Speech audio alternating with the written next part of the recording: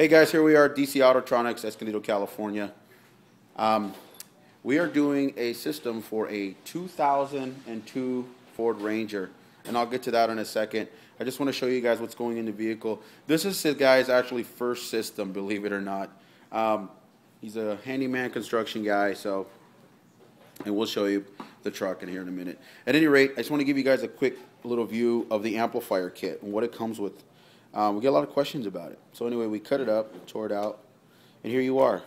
This is an A&L amplifier kit versus a glass fuse amplifier kit. As you can see, it comes with the A&L fuse. These are already set at 150, which is perfect for what we're doing in the application. And then, of course, you got your ring terminals, which is 4 gauge. So again, this kit, I gotta admit, it's pretty nice, and it's got a lot of stuff that you guys don't need to purchase separate. So let me take it apart really quick. So as you can see, it comes with 17 feet of 4 gauge, and again, 8 gauge, 4 gauge, and 0 gauge amp kits. As far as lengthwise, everything's the same. So you get 17 feet of 4 gauge, you get 3 feet of ground, you get an 18-foot RCA flex cable. You also get speaker wire, 25 feet, and you get 25 feet of remote wire. So again, you guys, these kits are phenomenal, and they are super flex. They're not the old style. For those of you that have been following us from the old wire, this stuff is actually super flex, which is really nice. What is the difference? Well, you can actually tie knots with this. That's pretty much the difference. At any rate, as you can see, you get all this good stuff, and which is great. If you guys want prices, email us or call us.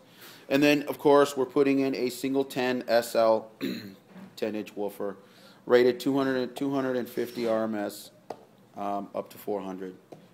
And then, of course, they'll be going on the doors, the carbon fiber 5x7s, full range.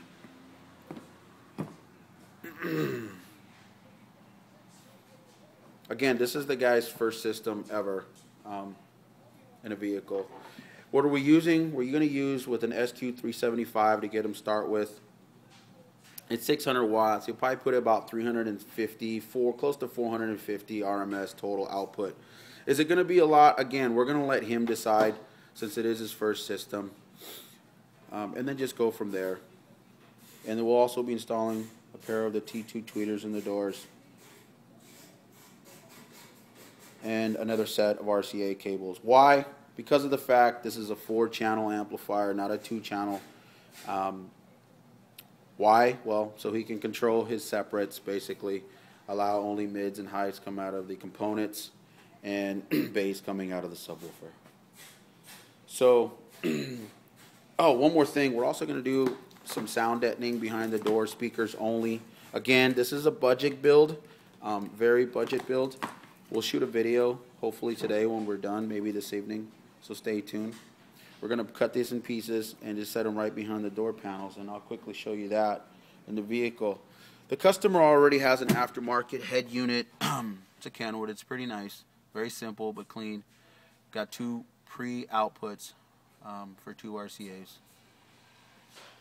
And as you can see, the back, I don't know if you can see it, but it's pretty dark in here. Custom enclosure for 1 SL subwoofer. Let me go to the front. And of course, the amplifier kit comes with a fuse block that'll go in the battery here. Again, you want it 12 to 16 inches from positive to wherever your fuse block's going to go.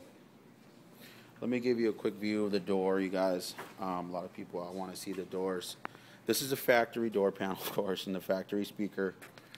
I'm not, you know what, we can't even tell you if it's factory. It doesn't look like it. It looks like it's an aftermarket speaker, but either way, we'll be replacing it with the 5x7 carbon fiber. And then, of course, we'll be installing some sound deadening in here around the back.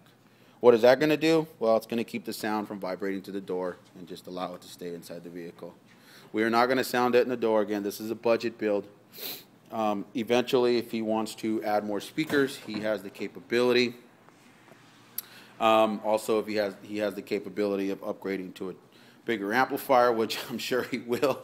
Most of the bass heads get like that. They just want to get louder and louder.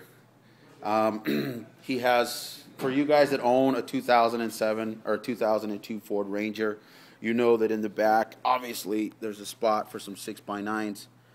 In the future, if he wants to get louder, we should be able to install him here in this compartment. And then, of course, his jack is probably going to have to come out because the box is going to be 30 inches long.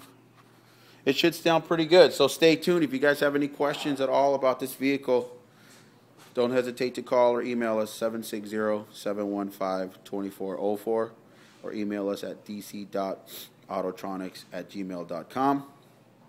Stay tuned.